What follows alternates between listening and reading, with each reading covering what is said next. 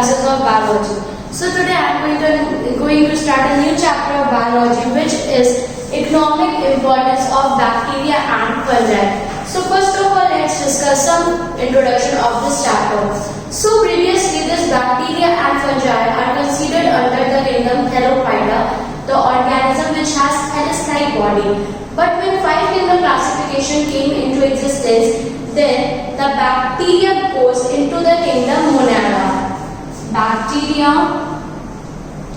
is considered under the kingdom Monera.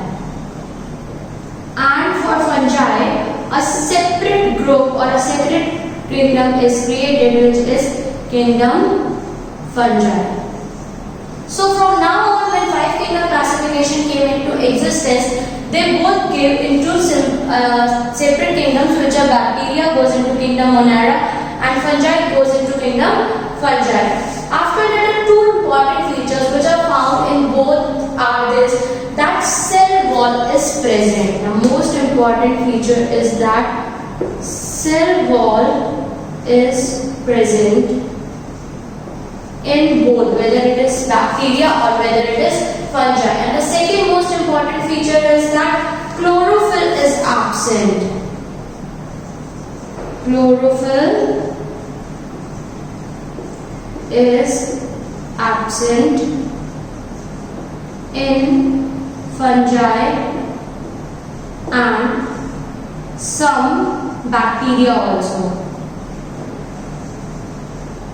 Now both these things are contradictory to each other. Why? Because cell wall is the characteristic of a plant. Cell wall is present only in a plant cell. So according to that, the cell wall is present, that means it shows the characteristics of plant. But when we talk about plants, so then chlorophyll is also present in the plant for the process of photosynthesis. But in opposite to that, or in contradiction of that, chlorophyll is absent in this kingdom. So these are the exceptional cases which are not considered under the characteristics of all animals or characteristics of all plants. They have characteristics of both, that cell wall is present, which is the characteristic of plant, and chlorophyll is absent, that means the characteristic of animals. So that is the introduction of bacteria. Now we will talk about bacteria in brief. We will discuss about bacteria and all its characters in brief.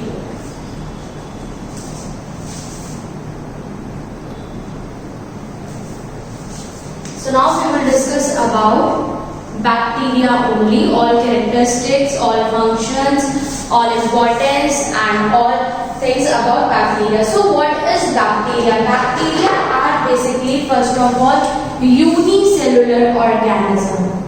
It is a unicellular organism. Unicellular organism means the organism which is composed of single cell only. So bacteria is composed by a single cell only. After that, it contains a single chromosome. Only a single chromosome is present in bacteria. That is the second most important characteristic of bacteria, and that chromosome is not bounded by nuclear membrane. The nuclear membrane is not present, therefore the chromosome is present freely inside the body. After that, they are found in every kind of habitat. There is no fixed habitat of bacteria. Their habitat is so many kinds. That means they are present in air, they are present in water, they are present in soil and all other habitats, like they are present even inside the living body of animals and human beings. After that, some bacteria are useful to human beings, whereas some bacteria are harmful for human beings. They have both kinds of bacteria present in this category. And when we talk about shape, the different shapes, so the shapes may be rod shaped or spherical or spiral.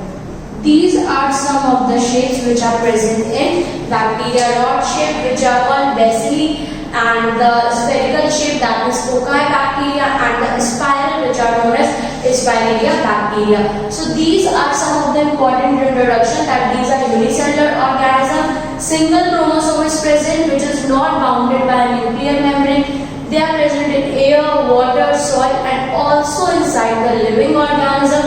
They are harmful as well as useful to human beings.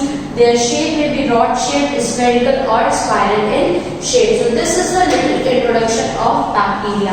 Now we will talk about the structure of bacteria. What is the structural organization of bacteria? So we will talk about structure of bacteria. So what is the structure of bacteria? Each bacteria consists of a living protoplasm. The protoplasm is present and protoplasm is bounded by a plasma membrane. Okay, so the living protoplasm is present, which is bounded by the plasma membrane, and above the plasma membrane, as I told you earlier, the important characteristic of bacteria and fungi, that above the plasma membrane, cell wall is also present. Cell wall coated the plasma membrane, and sometimes a semi-protective layer is also present, which is known as capsule. This layer is also present in the bacterial wall. In cytoplasm, well-defined nucleus is absent. As I told you, that chromosome is not confined under the nuclear membrane. Therefore, the nucleus is absent in these. But chromatin material, which I told you earlier, that a single chromosome is present at the central region. So the structure is somewhat like that. Protoplasm is present in the internal stage, whereas it is composed of cytoplasm, and in cytoplasm, single-stranded chromosome is also present, and nucleus is absent. So they are present freely inside the body, and after that, protoplasm is covered by plasma membrane. Plasma membrane is covered by cell wall, and cell wall is also covered by a protective layer called capsule. So this is the outer structure, or we call it said the wall of the bacteria. After that, for the movement, for the locomotion from one place to another, bacteria has a special thread-like structure, which is known as flagella. Flagella, which is a thread-like structure, is present for locomotion, for the movement, for going from one place to another. They have no legs present in their body, but a thread-like flagella is present. And now the next question is, what is the nutrition of bacteria? How does it intake its food? How it takes its food? How it gets nutrition? So in bacteria, heterotrophic nutrition is present. The bacteria is heterotrophic organism. What is the meaning of heterotrophic nutrition? The word hetero means other. That means the bacteria depends on other organisms for its food requirement. It does not fulfill its need on its own. As I told you, that chlorophyll is absent in bacteria, and without chlorophyll, none of the organism is able to prepare its food on its own. So they are dependent on other organisms for their food requirement, and on the dependence of other is also of two types, that is heterotrophic nutrition of two types is present, that is number first saprophytic and number second is parasitic. These two nutritions are present. In the case of saprophytic, the organism depends on dead or decaying organism. That means those organisms which are dead, bacteria can feed and fulfill its nutritional requirements from there only. And parasitic mode of nutrition, that it goes and live inside the body of a living host, and from there bacteria is able to get and fulfill its nutritional requirements. So there are two types of nutrition. First, heterotrophic nutrition is there. The bacteria is heterotrophic organism, and heterotrophics have two modes, saprophytic and parasitic. Both the modes are present in bacteria. After that, what is the about respiration? Respiration is found of two types. Number first, aerobic, and second one, aerobic. Anaerobic. So what is aerobic and anaerobic respiration? Aerobic respiration is that kind of respiration which occurs in the presence of oxygen, and anaerobic respiration is that kind of respiration which occurs in the absence of oxygen. So bacteria has the quality that some bacteria can respire aerobically, that is in the presence of oxygen, and others can respire anaerobically, that is in the absence of oxygen. Now what about reproduction? So reproduction is also of two types. Reproduction is also of two types, that means asexual as well as sexual. Asexual reproduction is done by the process of fission. Fission in which the body divides into different parts, and by the process of fission, two daughter cells are formed. So asexual reproduction takes place, and sexual reproduction also occurs by the transfer of chromatin material. The chromatin material which is present inside the protoplasm in the cytoplasm, that chromatin material when transferred from one individual to another, then also the bacteria can reproduce by the process of sexual reproduction. So this is about some of the qualities or some of the characteristics of bacteria. Now we will discuss about economic importance of bacteria. Now we are going to discuss next thing about bacteria, which is very important to know, the economic importance of bacteria. Economic importance of bacteria. As I told you that bacteria is both useful as well as harmful for human beings. So first of all, let's discuss about uses. So what are the uses? Bacteria are present all around us. As I told you that it is present in water, it is present in soil, it is present in air, it is present inside the body of living organism. So ultimately it is connected by our lives directly or indirectly. They are both useful as well as harmful, as I told you. So some of the important uses of bacteria are: number first, it is used in industry. Industry is used to prepare or manufacture different types of things. That means bacteria is used to prepare different types of products. So the first product that is formed by bacteria is curd.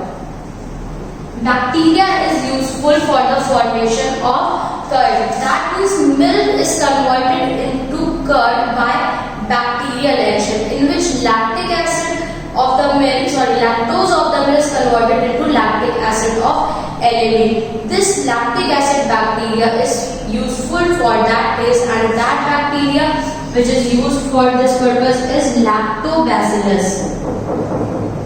Lactobacillus. This is the bacteria which helps to form curd from milk. To convert lactose into lactic acid, this bacteria is useful, and with the help of this bacteria, formation of curd occurs. After that, curing of cheese is also done.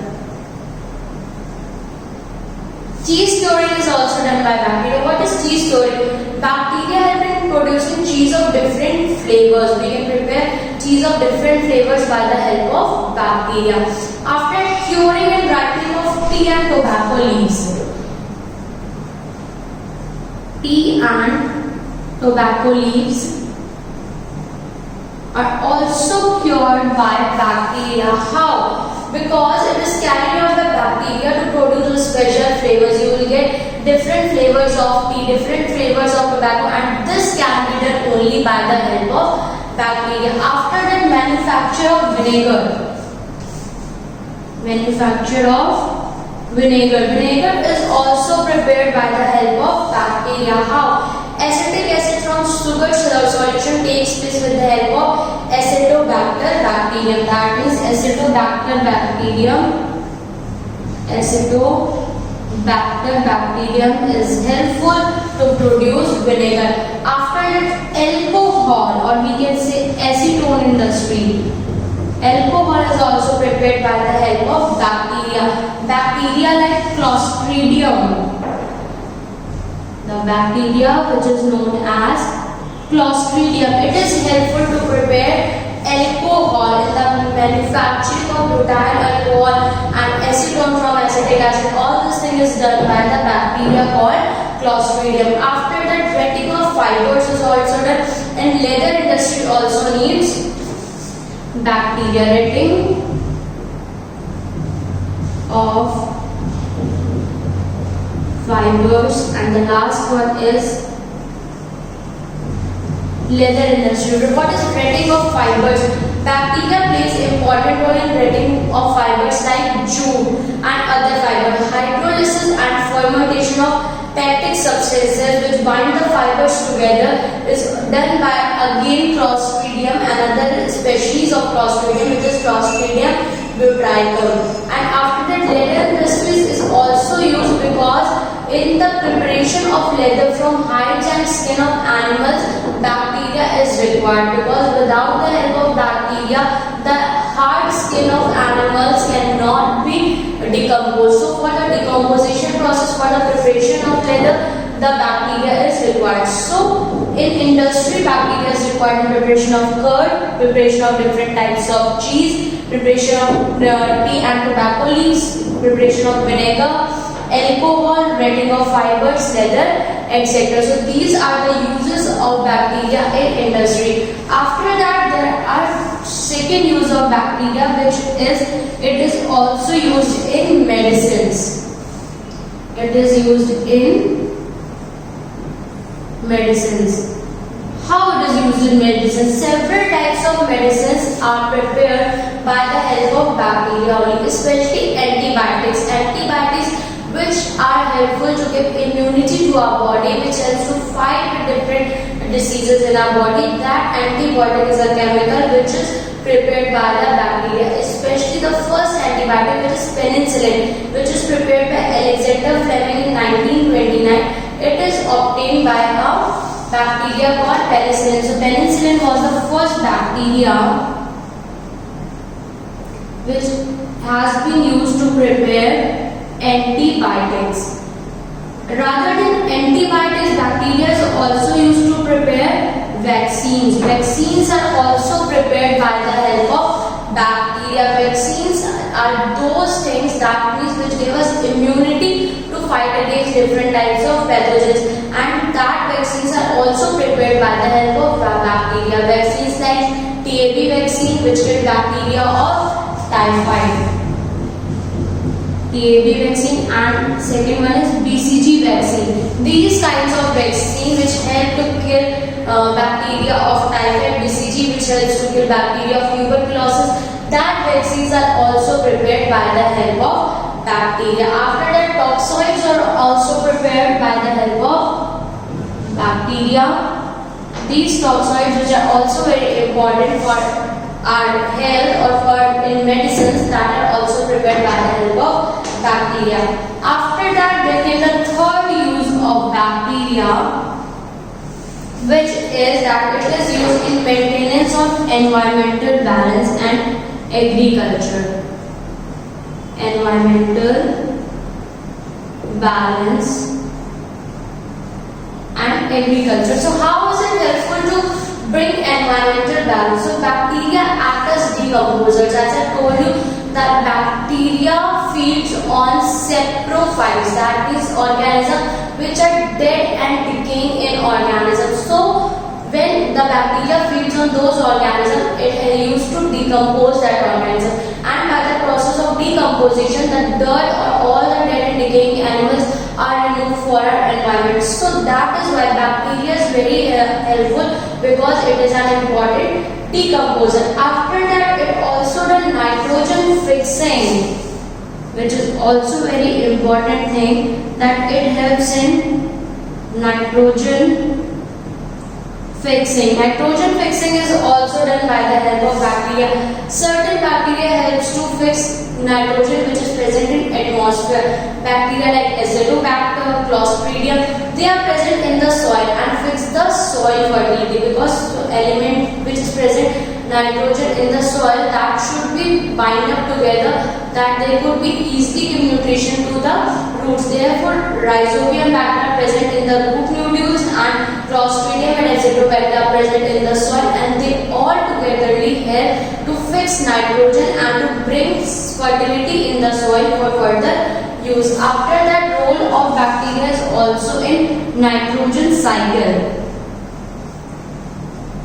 Nitrogen cycle is that all the organisms are not capable to take nitrogen from the air. Therefore, they need nitrogen from the soil. So this whole process of conversion of atmospheric nitrogen into various nitrogenous compounds and final release of free nitrogen to the atmosphere, this whole process constitutes nitrogen cycle. And this nitrogen cycle, this process of formation of nitrogenous compounds from free nitrogen present in the air, this process is also done by the help of bacteria. Several nitrifying bacteria which helps to convert ammonium compounds first into nitrites and then finally into nitrates, that are helpful to bring that nitrogen cycle into use. So these are some of the economic importance of bacteria. They are used in industry, they are used in medicines, they are used in environmental balance, they are used in nitrogen fixing and also in nitrogen cycle. So students, that's all for today. Thank you.